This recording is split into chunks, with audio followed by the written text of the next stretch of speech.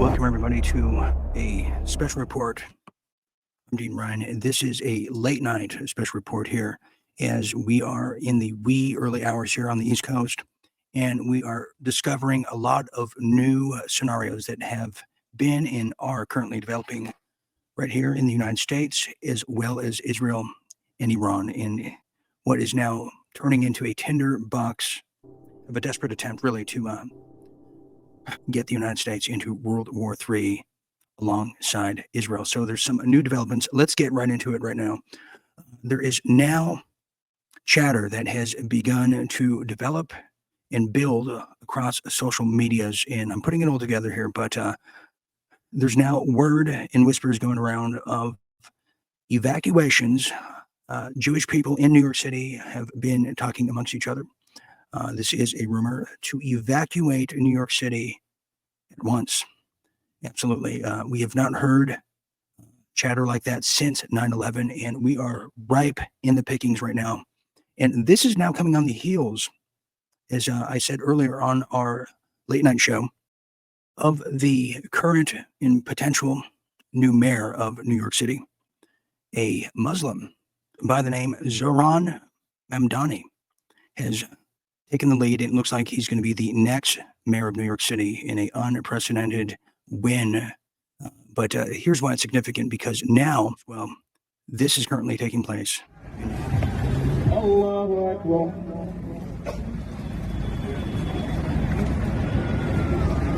Allahu Akbar. Allahu Akbar.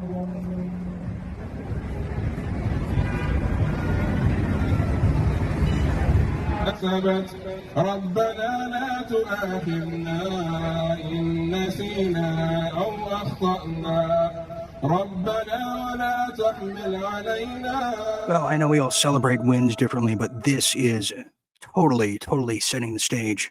In addition to that, you have the following. Well, just hours ago, before our latest episode of World at War, I had monitored everything happening on social media. And you might have seen it, but there's a lot of Israelis who are not happy with Donald Trump because he pulled the plug on what quickly developed and accelerated into the regime change over there in Iran. They didn't like his tone, his rhetoric, but also they didn't like the fact that Operation Midnight Hammer took place and there was a leak at the Pentagon because the Mossad works in mysterious ways. They're not happy one bit. And here's some of the sentiment from Donald Trump. Iran, look, they've got a country, and they've got oil, and they're very smart people, and they can come back. Israel got hit very hard, especially the last couple of days. Israel was hit really hard. Those ballistic missiles, boy, they took out a lot of buildings, and they've been great. Bibi Netanyahu should be very proud of himself, and they've really been great.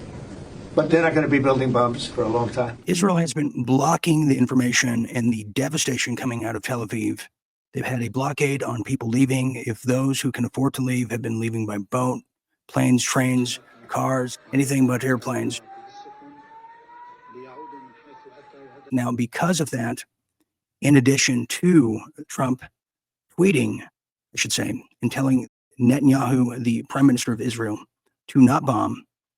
Yes, he said, Israel, do not drop those bombs. If you do it, it is a major violation. Bring your pilots home now. This has never happened in the history of somewhat friendly, facade at best, relations between the United States and Israel.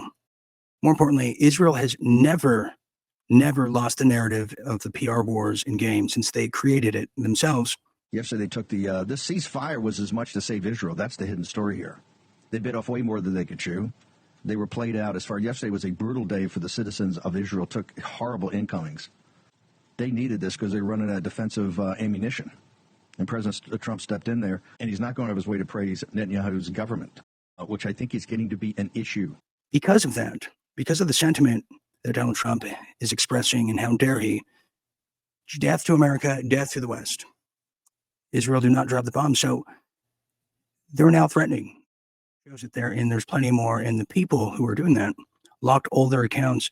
And to make matters even more bizarre, after I posted over there on Facebook on one of our main pages, well, get this now. The entire post filled with comments from viewers from all over the world. Facebook got rid of every single comment in a rare form of censorship that only applies when you speak about Israel. Everything wiped out. Unbelievable. Green light has been given. The Israeli government, the sycophants, the Zionists, have declared war. And it started in the media. What do I mean by that? Well, just weeks ago, you had what was a clear Mossad agent from the get-go and the start, the rising star in a very unorganic way, Laura Loomer, going after the non-Trump loyalist. A certain kind of operation, in fact. Loyalty enforcer Laura Loomer compiles a list of the MAGA faithful critical of Donald Trump. So that's just anyone who is critical of the rush to war, but more importantly, who's critical of the rush to war at behest of Israel. We had Laura Loomer leading the cattle for that. What did that cause, you might ask? Well, it caused the death threats of people like Candace Owens. Well, the shills have come out, started scurrying as Candace Owens fumes at FBI after a man who targeted her with death threats pleads guilty. Then you had the sycophants and the Mossad recipients, Portnoy, to even Christian Zionist himself, amphetamine-crazed Pastor Greg Locke, who is, we're not sure where Greg Locke is.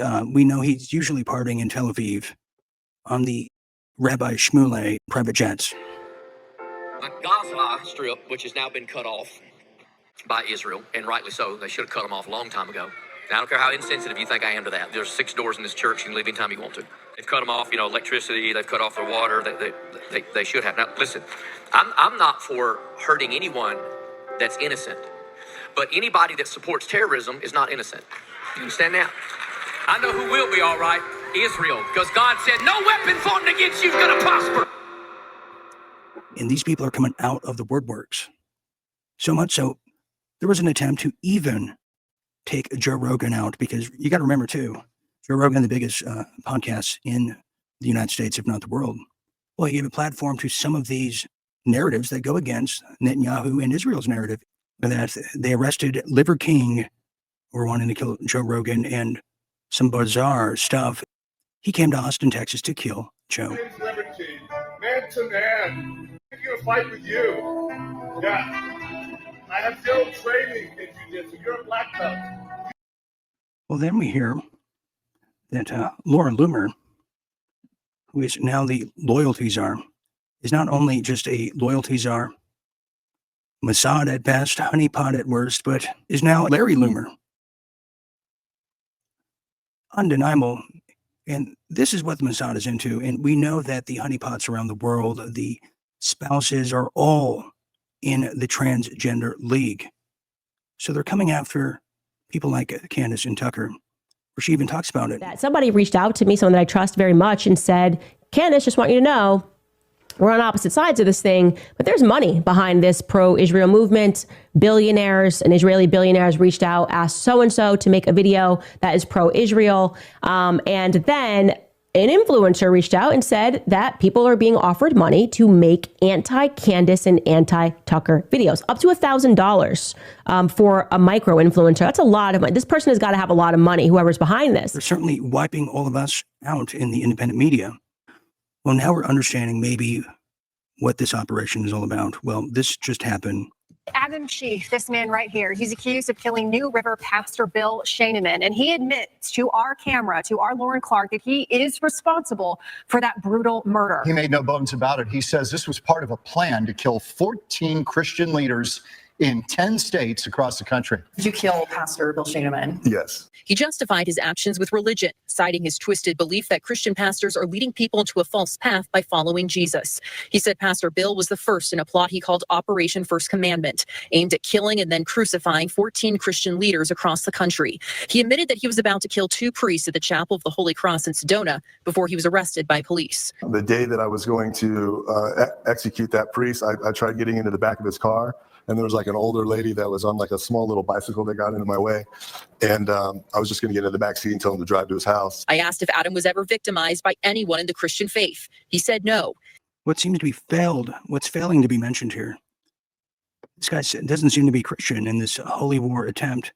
Well, let's have a greater look here. Here's a closer look. A Jewish extremist crucified and murdered the pastor. That's about right. And then further you look into it, according to the Jewish law, the Talmud, if you can believe it. Well, in the Talmud, which is the Christians are, quote, idol worshippers and are to be killed. That's extreme. That's a little extreme, but this is where we are now. This is the Operation First Commandment. But wait, there's more. Well, Donald Trump posted a message for Bibi Netanyahu, and a very, very long message. Let me read it to you now because this is where the plot twist comes. Buckle your seatbelt. Well, it reads as follows. I was shocked to hear the state of Israel, which just had one of its greatest moments in history and is strongly led by Bibi Netanyahu, is continuing its ridiculous witch hunt against the Great War. Prime Minister Bibi and I just went through hell together, fighting a very tough and brilliant longtime enemy of Israel, Iran. Bibi could not have been better, sharper, stronger in his love for the credibility, incredible Holy Land. Anybody else would have suffered losses, embarrassment, chaos. Bibi Netanyahu was a warrior. It goes on and on and on. And the flattery of this is through the roof. But there's one particular section of this that I think we need to pay attention to. Check this out here. Concerning cigars, a Bugs Bunny doll, and a numerous other unfair charges. Now, what in the world does that really mean? Why was it so long? Why was it over the top and saturated with complimentaries and flatteries? What Trump did was a complete maestro, disastrous card from the heart and filled with satire. Actually, it was a Bugs Bunny reference. That's right. It's now coming out that he didn't just praise Netanyahu. He performed the final act of Bibi's political obituary. Well, what does that mean? Well, in case you didn't read it closer, Netanyahu is set to face trial next week, Monday. Big day, huge trial, bribery, financial, everything. He is so unpopular. And this is why he needed a war to continue his livelihood and to continue his reign of power over the people over there in Israel, but certainly the people of Palestine. Yes, the ethnic cleansing and what has now been described as genocide. The entire world has seen it. So just next week, the entire world can change. With no bombs found in Iran. Now that explains the leak. They took bits and pieces from a leaked top secret intelligence report. And by the way, I understand the FBI is investigating who was the source of that leak because it's an illegal leak to CNN. To show the world that, oh no, there is uranium, there is a nuke underway. And he's now going to face his ultimate fate. But this could be a very dangerous time. What am I talking about now? Well, because bizarre things seem to be popping up all over the web. People, 5 days. That's it. That's all. I don't need it anymore. I'm leaving. Okay? Just wait. Let's start the countdown. 5 days. What is 5 days from now, you might ask? Well, it's the trial of Netanyahu. Netanyahu is trying to spur a war, not just in Iran, but right here in the United States. And this is false flag season has officially begun, and they're going to use Operation First Commandment to do it. Hence why we've been conditioned for well over a year now to believe that the attack that's going to be imminent right here in the United States, it's going to come from Iran. We've been hearing about this since 2024, last year, so much so that Netanyahu was promoting it, the attempted assassination on Trump last summer. What did he know? How did he know it? The propaganda is ripe. So 5 days. False flag season is here. They're going to try to lure the United States into a war with Iran, and they're going to try to do another 9/11 event led by Netanyahu and his cohorts who have penetrated the upper echelons and confines of the United States government.